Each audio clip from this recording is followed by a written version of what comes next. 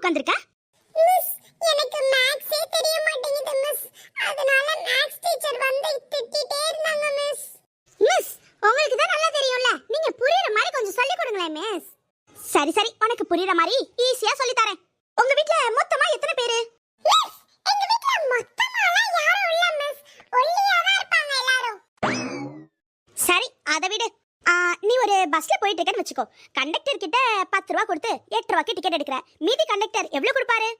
போறப்ப வாங்கிக்கோட தம்பின்னு சொல்லுவாரு மிஸ். சரிடா, போறப்ப எவ்வளவு தருவாரு? டேய், லூசாடா நீ. இவ்ளோ நேரம் யோசிச்சிட்டு இருக்க. நம்ம கிட்ட தான் பஸ் பாஸ் இருக்கேன்னு சொல்லுடா. அடச்சி கர்மோ, உங்களால தான் அவன் கெட்டே போறான். சரிடா, கடைசியா உன்கிட்ட ஒன்னு கேக்குறேன். இதுக்காவது கரெக்ட்டா பதில் சொல்லு. 2 மரம் இருக்கு. 2 மரத்துலயும் 5 இலை விழுதுன்னு வச்சுக்கோ. ரெண்டையும் கூட்டினா என்ன வரும்? மிஸ், குப்பை தான் மிஸ் வரும். ஐயோ ஏப்பா, உனக்கு இந்த ஜென்மம் இல்ல, எத்தனை ஜென்மம் எடுத்தாலும் கணக்கே வராது. ஏண்டா கண்ணுக்கு ஏன் மதுரை ஏறிச்சா?